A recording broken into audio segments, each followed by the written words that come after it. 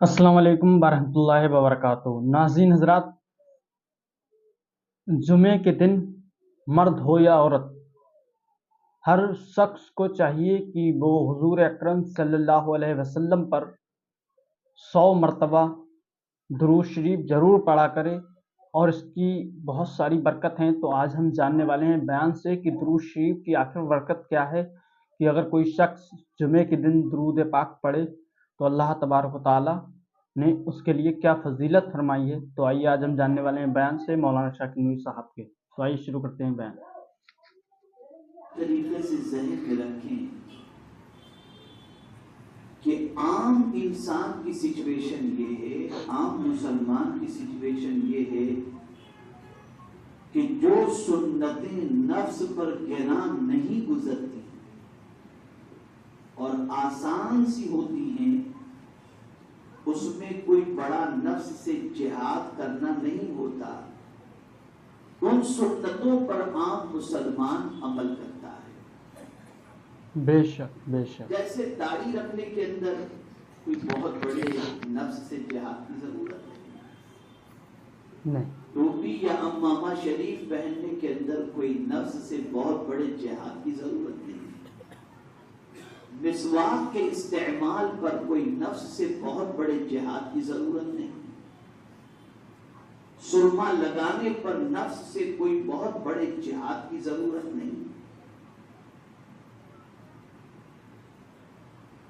لیکن آقا کریم صلی اللہ تعالی علیہ وسلم کی کچھ سنتیں ایسی ہیں جس پر عمل کرنا نفس پر بہت گہرا گزرتا ہے۔ جی۔ اتنا گہرا گزرتا ہے کہ نفس کی جنگ اس کے ساتھ ہوتی رہتی ہے، اور انسان جو ہے وہ نفس کے آگے سرنڈر ہو جاتا ہے اور اس سنت کو ترک کر دیتا ہے۔ جی حق بات ہے۔ مثال کے طور پر آپ طاقتور ہو، کسی نے آپ کو ستایا، اب آپ اس سے بدلہ لینے کی طاقت رکھتے ہو کہ اب میں اسے نہیں چھوڑوں گا، اور نفس بھی کہتا ہے کہ نہیں اب اسے مت چھوڑنا، تو بھی اپنی طاقت کا جلوہ دکھا کر کے رہے، تو بھی اس کو مزہ چکھا کر کے رہے، تو نفس اس کی طرف اسے مائل کرتا ہے اور انتقام کے لیے ورغلاتا ہے۔ لیکن حضور کی سنت اسے کہتی ہے کہ معاف کر دے، یہ اللہ کے نزدیک بہتر ہے۔ بے شک اب عام طور پر مسلمان کی پوزیشن یہ ہوتی ہے کہ وہ ایگو اس کا ہرٹ نہ ہو، دنیا اسے بزدل نہ سمجھے، تو داڑھی رکھنے کے باوجود بھی وہ بدلہ لے لیتا ہے۔ لیکن اولیاء کرام کی شان یہ ہوتی ہے کہ وہ معاف کر دیا، اس وجہ سے ان کی محبت لوگوں کے دلوں میں پیدا ہے۔ ان سنتوں پر عمل کرنا یہ عام انسان کے بس کی بات نہیں ہے، اور اولیاء کرام ان سنتوں کا سلیکشن کرتے خاص طور پر، اور اس پر عمل کرتے جن سنتوں پر عمل کرنا بے پناہ دشوار ہوتا اور نفس پر بڑا بھاری ہوتا، لیکن وہ تو صرف اتنا سوچتے ہے تو میرے نبی کی سنت عمل کر دیا۔ سبحان اللہ سبحان اللہ۔ بے شک۔ خود مولا علی کرم اللہ تعالی وجہہ الکریم کا معاملہ دیکھیے، ایک دشمن پر آپ قابو پا جاتے ہیں، دشمن مولا علی کے قتل کے در پہ ہے، اور یہاں تک کہ مولا علی کرم اللہ تعالی وجہہ الکریم پر وہ قابو پانے کے قریب ہے کہ مولا علی نے اسے گرا دیا اور مولا علی نے اس پر قابو پا لیا۔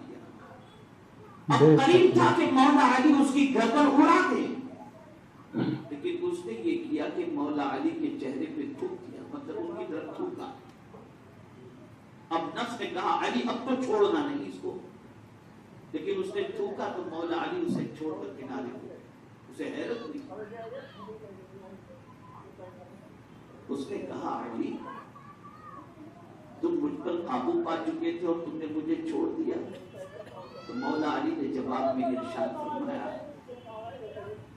کہ جب تک میں تجھ سے جنگ کر رہا تھا وہ صرف خدا کے لیے تھی، جب تجھے میں نے گرایا اور تجھ پر قابو پایا وہ وقت بھی خدا کے لیے تھا اور وہ عمل بھی خدا کے لیے تھا، لیکن جب میرے چہرے پہ تھوکا تو میرے نفس نے مجھے ورغلایا، علی اب تو چھوڑنا نہیں۔ تو پھر میرے دل نے مجھ سے کہا کہ علی جو کام تو خدا کے لیے کر رہا تھا اب تیرا نفس بھی اس میں شامل ہو گیا، اس وجہ سے میں نے تجھے چھوڑ دیا۔ جب اس نے یہ سنا تو مولا علی کے قدموں پہ گر کر کے مسلمان۔ سبحان اللہ، بے شک، سبحان اللہ۔ معاف کرنا آسان نہیں،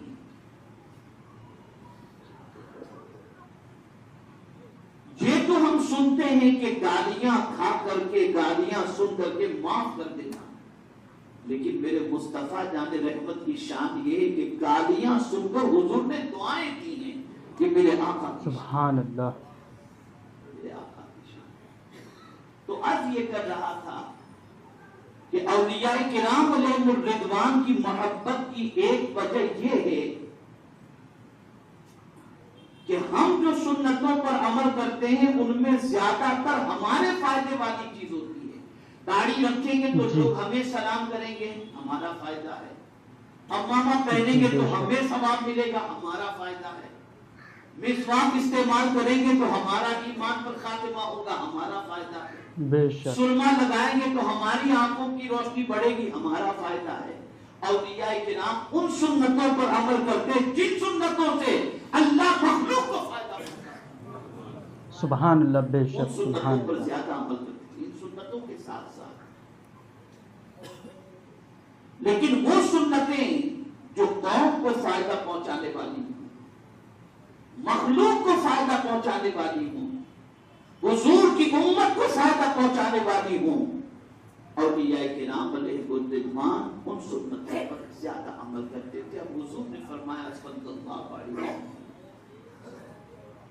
اب یہاں آج میں آپ کو بتا دوں، تھوڑی عادت بناؤ ہے نا کہ جب کبھی میں کہوں یا کوئی بھی سنی عالم کہے حضور تو آپ سب بلند آواز سے کہیں صلی اللہ علیہ وسلم۔ بے شک، سبحان یاد اللہ، رکھیں جو درود بھول جاتا ہے وہ جنت کا راستہ بھول جاتا ہے۔ بے شک، اور سرکار صلی اللہ تعالی علیہ وسلم نے ارشاد فرمایا وہ شخص بخیل ہے جو میرا نام یا ذکر سنے اور مجھ پر درود نہ پڑھے۔ تو آج سے آپ کو یہ ماحول انشاءاللہ بنانا ہے۔ تو حضور صلی اللہ تعالی علیہ وسلم نے ارشاد فرمایا ارحموا من فی الارض یرحمکم من فی السماء۔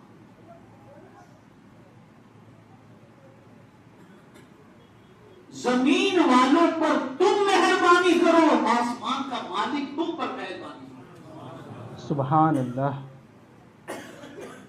زمین والوں پر تم مہربانی کرو، جو کچھ زمین میں ہے اس پر تم مہربانی کرو، ارے یہاں تک کہ زمین پر بھی مہربانی کرو۔ اسی لیے تو قرآن مقدس میں رب قدیر نے فرمایا وَلَا تَمْشِ فِي الْأَرْضِ مَرَحًا، زمین پر اکڑ کے مت چلو، مہربانی کرو۔ جی، تو زمین پر بھی مت اکڑو، زمین والوں پر مہربانی کرو۔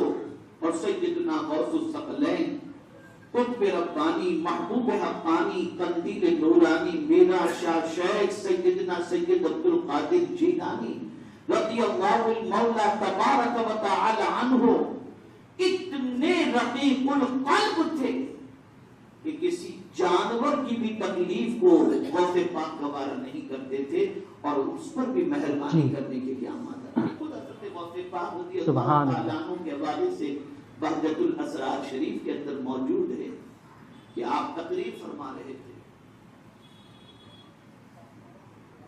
اور ایک چیل بہت چہچہا رہا تھا، بہت شور کر رہا تھا۔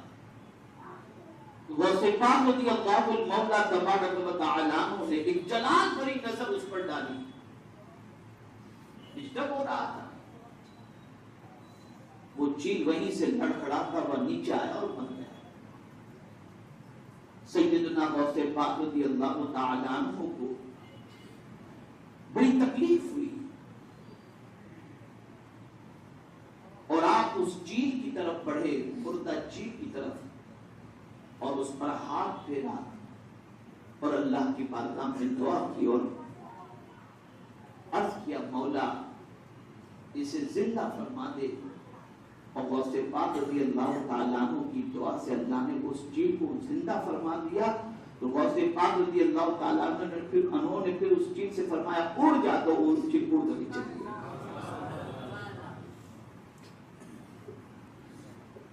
تو اللہ والوں کی پوزیشن یہ ہوتی ہے وہ کسی کو تکلیف دیتے ہی نہیں، بلکہ کسی کی تکلیف کو گوارا تک نہیں کر سکتے۔ کوئی تکلیف میں ہو یہ برداشت نہیں کر سکتے، ان کو کسی کی تکلیف ان سے دیکھی ہی نہیں جاتی۔ یہ اولیاء کرام علیہ الرضوان کی شان ہے۔ اور ہمیشہ مخلوق خدا پر مہربانی کرنا، ہمیشہ مخلوق خدا پر نرمی کرنا، ہمیشہ مخلوق خدا کا خیال رکھنا، یہ اللہ والوں کی شان رہی ہے، اللہ والوں کا حال۔ اور یہی وجہ ہے کہ جب اللہ والے زمین پر ہوتے ہیں تب بھی مخلوق کو نوازتے ہیں، اور جب زمین کے اندر چلے جاتے ہیں تب بھی مخلوق کو نوازتے ہیں، اور میدان محشر میں بھی مخلوق کو نوازتے چلے جائیں۔ بے شک، سبحان اللہ سبحان اللہ۔ تو بیان اچھا لگا ہو تو ویڈیو کو لائک کر دیں، چینل کو سبسکرائب کریں اور بیل آئیکن ضرور دبا دیں تاکہ آنے والی ہر اسلامک ویڈیو آپ تک سب سے پہلے پہنچتی رہے۔ السلام علیکم ورحمۃ اللہ وبرکاتہ۔